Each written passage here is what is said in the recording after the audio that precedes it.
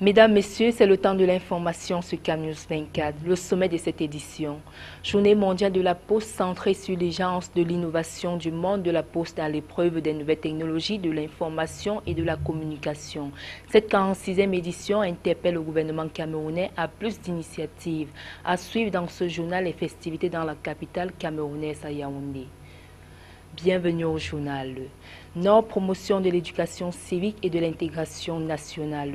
Le ministère de la Jeunesse et de l'Éducation civique a lancé un défi, celui de former les citoyens responsables afin de promouvoir l'éducation civique et de limiter la violence à l'encontre des jeunes. C'est dans cette vision que la cérémonie de lancement en continu de la campagne de promotion de l'éducation civique et de la consolidation de l'intégration nationale dans la région du Nord a été lancée à l'esplanade des services du gouverneur. Jusqu'à Ahmad Bonnier donnait à l'uso. C'est au lendemain du colloque international sur l'éducation civique et l'intégration nationale tenu en juillet 2013 qu'il a été mis sur pied un comité national d'éducation civique et d'intégration nationale, dit comités régionaux d'éducation civique et d'intégration nationale placés sous le contrôle des gouverneurs ainsi que leur démembrement dans les départements et dans les arrondissements supervisés par les préfets et les sous-préfets. Ces comités sont composés des intervenants des secteurs publics et privés et de la société civile et travaillent en vue du développement des stratégies et des activités d'encadrement particulier des différents publics cibles. La cérémonie de Garoua était donc l'occasion pour les partenaires de dérouler les communications des engagements pris dans leur zone au fin de mener un combat contre l'incivisme qui est une affaire de tous. Dans ce cadre de lancement, c'est comme vous venez de le suivre, il est question de repréciser le niveau et le degré d'incivisme, faire appel maintenant à une prise de conscience de tout un chacun et amener chacun à faire montre de responsabilité en prouvant sa contribution comme patriote. Au terme de la cérémonie de Garoua, des kits pédagogiques ont été remis aux Coréciens et aux Codéciens. Des kits qui leur permettront de combattre l'incivisme et contribuer à maintenir la paix et la cohésion nationale. 46e journée mondiale de la poste camerounaise appelée à générer des produits postaux innovants. Telle est la promesse formulée hier vendredi par la ministre des Postes et Télécommunications et le directeur général de l'Union postale universelle lors de la journée internationale de la poste. C'était à Yaoundé.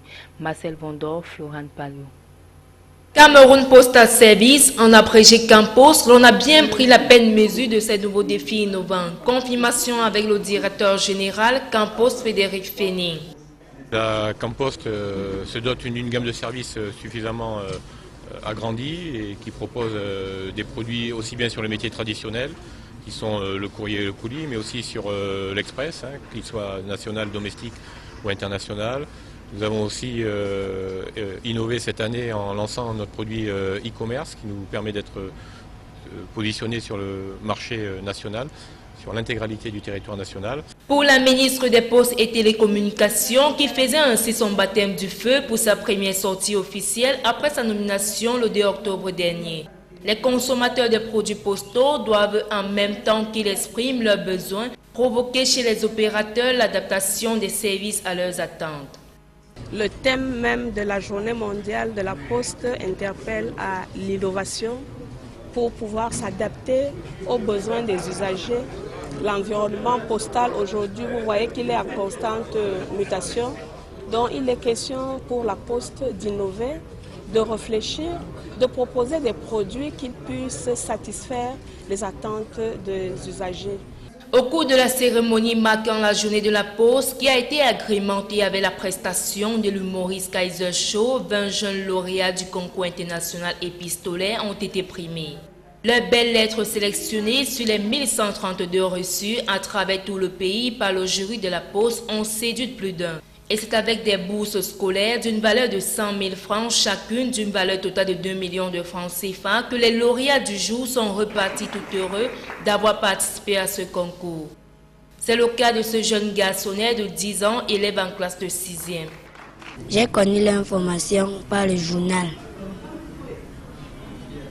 Et j'ai dit à maman que je voulais écrire. Comme ma matière préférée en français, c'est la production d'écrits.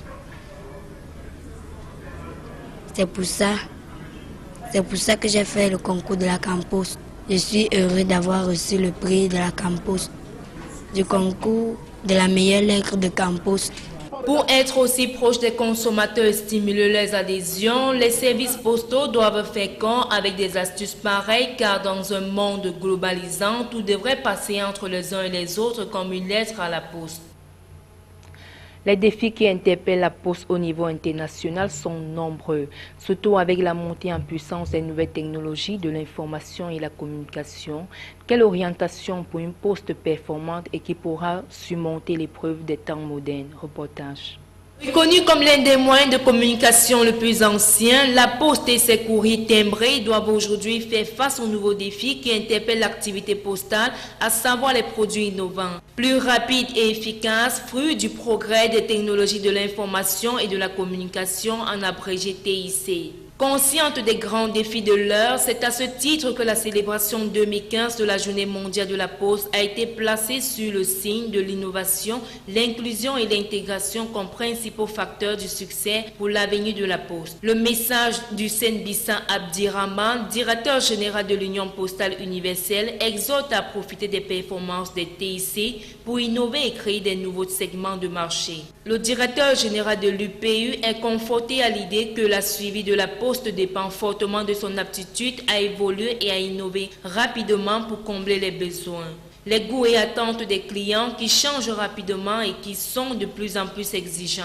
Pour réussir son intégration dans l'univers très concurrentiel des services postaux, l'Union postale universelle se propose donc d'inclure dans sa vision 2020 l'innovation, l'intégration et l'inclusion comme des principaux facteurs porteurs de l'activité postale. Car, pense-t-il profondément, l'avenir de la Poste dépend de sa capacité à produire de nouveaux produits et services, mais surtout de son aptitude à embrasser de nouvelles technologies, véritable vivier de son capital confiance. L'extrême nord célèbre la Journée mondiale de l'habitat. L'accent des manifestations de cette 29e édition a été donné à Maroua. La cérémonie était présidée par le secrétaire général des services régionaux, représentant personnel du gouverneur. Celui-ci a émis le vœu que les espaces publics et les rues soient bien gérés. Le compte rendu de Célestin Tabouli succès. De communion avec la communauté internationale et nationale, la région de l'extrême nord a célébré avec un léger différé la 29e édition de la Journée mondiale de l'habitat. Sur le thème « Espace public pour tous », la manifestation de cette année met un accent particulier sur la sensibilisation des populations afin qu'elles gardent intact l'environnement. Dans sa prise de parole, le délégué régional de l'urbanisme et du développement urbain a fait savoir qu'en choisissant cette journée, les Nations Unies ont voulu amener la communauté internationale à réfléchir sur le droit fondamental de chaque citoyen à un abri convenable et rappeler la responsabilité collective dans le devenir de l'habitat humain à un moment d'urbanisation galopante. Mohamedou Bassirou a précisé que l'espace public peut être abordé sous les angles politiques, social, architectural et urbanistique ou coutumier. Selon lui, l'espace public est un ensemble d'espaces plus souvent ouverts et comporte aussi bien les rues, places et autres. Pour le secrétaire général des services régionaux, le thème choisi cette année tient compte des défis actuels auxquels les villes et centres urbains sont confrontés et qui sont relatifs au changement climatique, à l'assainissement, à la gestion des ordures, aux effets thermiques dans les bâtiments, à l'accès aux énergies renouvelables et à la dégradation du couvert végétal. Lui, Florent Riboué Mamoungam a souligné que les espaces publics se présentent le plus souvent comme des endroits privilégiés de mise en œuvre de la politique écologique. Il a ensuite souhaité que les espaces publics et les rues soient bien gérés car ils sont un atout capital pour la viabilité et l'économie d'une ville. Commerce extérieur, des équipements informatiques ont été remis hier 9 octobre 2015 à Yaoundé au ministère des Finances pour l'accélération du processus de dématérialisation effective des 36 procédures des opérations d'import-export des marchandises relevant de la Direction générale des impôts et de la Direction générale du Trésor, de la coopération financière et monétaire. La cérémonie de rétrocession de ce matériel était présidée par le secrétaire général Urbain Joël et Banvé. Nous y reviendrons dans nos prochaines éditions. C'est ici que s'achève ce journal. Bon week-end à tous.